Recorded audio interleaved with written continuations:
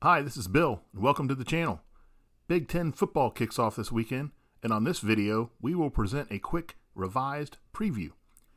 Prior to COVID knocking college football off track, we released our college football top 25 over on our Facebook page at The Color and Pageantry. In our poll, we originally had Ohio State 2nd, Penn State 11th, Wisconsin 17th, Michigan 20th, and Minnesota 21st. Indiana, Nebraska, and Iowa were also considered. As we finally kick off 2020, some teams have been hurt by opt-outs, and the schedule for everyone has changed. So let's take a look. We'll start in the East. In taking a look at Rutgers, who we have projected to finish 7th in the East, Greg Schiano, their former coach, returns. He had Rutgers in the top 10 at one time when he was there previously before going to the Tampa Bay Bucks. 16 starters also returned for the Scarlet Knights. They got some playmakers in the secondary on defense, and on offense they welcome Noah Vedral, who's transferring in from Nebraska. He is a dual-threat guy. He kind of reminds me a little bit of Jordan Travis at Florida State.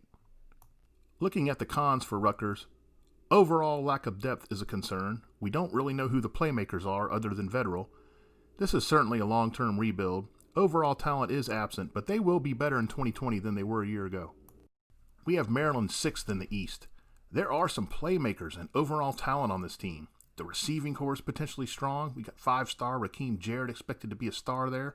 The offensive line could very well be improved. Although pieces are there, most notably with safety Nick Cross, there are holes on the defensive side. The Terps lack consistency. Mike Loxley has been assembling talent over there, but can he coach them up? Maryland does upset some folks early, but then they fold. They need to stay focused and take the next step. Michigan State has made a coaching change, and many think new coach Mel Tucker can interject some enthusiasm into this program. They have a strong running back in Elijah Collins, and as usual, the Spartans have talented wideouts. Surprisingly, the offensive line is not quite as good as it used to be, and we wonder if there's a potential game changer at quarterback on the roster. They've got some big holes to fill, but Antoine Simmons at defensive end or weak side linebacker, he is all big for sure. There are too many holes with the new system for Michigan State to really challenge, but their future could be bright under Tucker. We are actually less bullish on Michigan than we were when we did our original top 25. The Wolverines have some decent running backs. They have a young and talented receiving corps, and there are some nice pieces they have on defense, but only 5 starters return offensively. The quarterback and the offensive line are unproven, and a top offensive and defensive player has opted out for 2020. Along with seemingly being on a down year, Michigan is hurt by those opt-outs, and they could struggle a little bit this year. We got Indiana 3rd in the East. They're a veteran team, a team much better than most know. They have an aggressive and experienced defense, but they have an explosive offense. Indiana needs a signature win in 2020. The Hoosiers need to keep their quarterback healthy, and they need to learn how to overcome adversity. This is a very dangerous team. For the Hoosiers to take a big step, they do need to record that signature win we mentioned. They have the offensive firepower to get it done, and they should be a fun team to watch. We have Penn State coming in 2nd in the East. This is a strong team on the defensive line and in the secondary. Sean Clifford returns at quarterback. He threw 23 touchdowns against only 7 interceptions last year. He should be better this year. Excitement at the skill spots with an All-American tight end Penn State has. All-America Micah Parsons, though, on the defensive side has opted out. Their offensive line is a work under progress, and they do have some inexperience at wide receiver. Penn State will have a playoff opportunity. Even if Parsons was still there, we're not quite confident the defense can hold up and the offense can outscore others.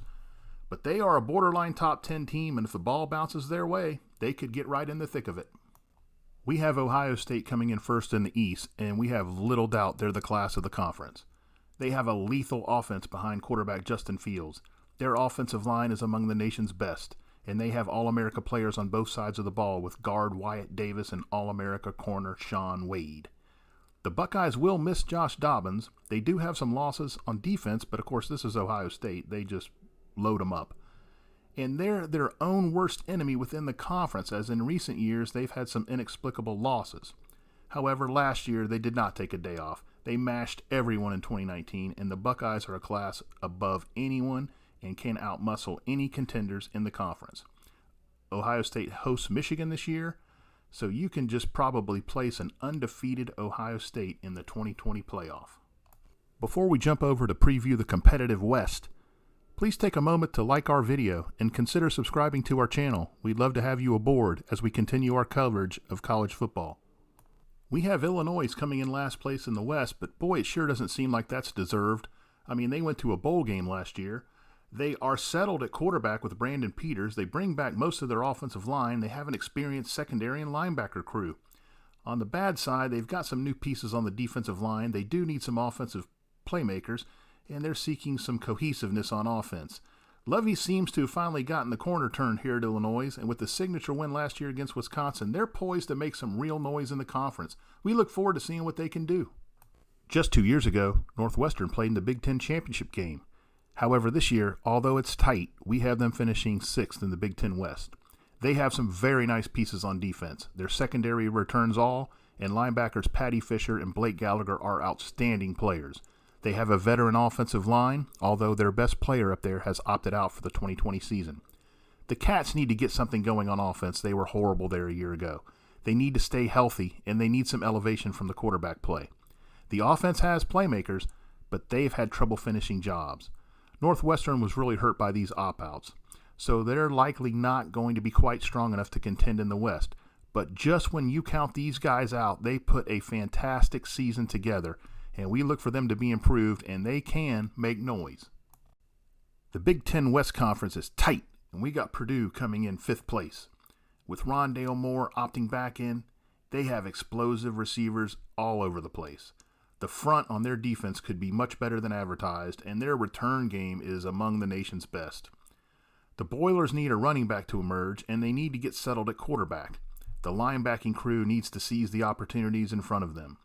Purdue was really boiling up under Coach Jeff Brom, but they need to keep the forward momentum going, and we think with Rondale Moore and the gang, they'll be able to do that this year.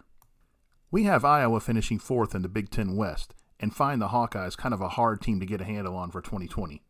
The receiving corps is stout, led by Emar Smith-Marset, who is also among the nation's best kick returners.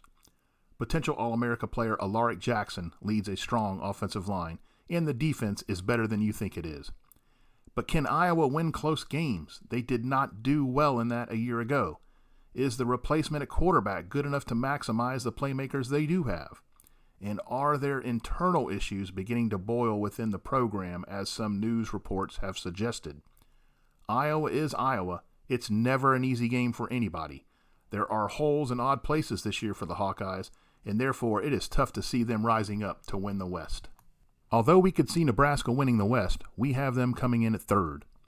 They have experience at quarterback with Adrian Martinez. Can he get back to the performance level he had in 2018? The offensive line returns intact and is now getting to be one of the stronger areas of the team. The secondary is very strong. But the Huskers are unproven at linebacker. They have many new pieces at wide receiver. This is just an overall very young football team. Nebraska is a dangerous team, and they are trying to set a building block for 2021, but we don't know if they can get quite to the Big Ten championship game here in 2020. Last year, Minnesota surprised much of the country going 11-2, but don't count Gopher coach P.J. Fleck among those who were shocked. This year, we have Minnesota finishing 2nd in the Big Ten West. They have quarterback Tanner Morgan back, and he is a very good football player. The Gophers are also very impressive on the front line. With everyone back, they are going to mash people. They have a strong secondary on the defensive side. Last year, they did win a lot of close games. We don't know if they can do that again, but they may not be in many close games. They do only have one returning starter on the defensive line, and the Gophers bring back only 4 starters with no all-conference locks on the unit. Minnesota is going to light up the scoreboard, but there are plenty of holes on the stop side. We'll have to see how many folks they can outscore, but don't count them out as a contender to win the Western side. We pick Wisconsin to win the Big Ten West. Until somebody knocks them out of there, that's the way it's going to be. The Badgers are as plug-and-play as it gets. They have an always stout offensive line, and this year they have a very experienced defense. They have been a running back factory, but they must replace All-American Jonathan Taylor, who's a brilliant and versatile player who's in the NFL now. At this point, there does not appear to be a back of Taylor's capabilities hanging around. The receiving corps did suffer some significant losses as well, and the kicking game is sketchy. Wisconsin seems due to step back, but the plug-and-play just continues to roll, at least in the Big Ten West. We wonder if it'll continue this year, but until we see differently, we'll say that it does.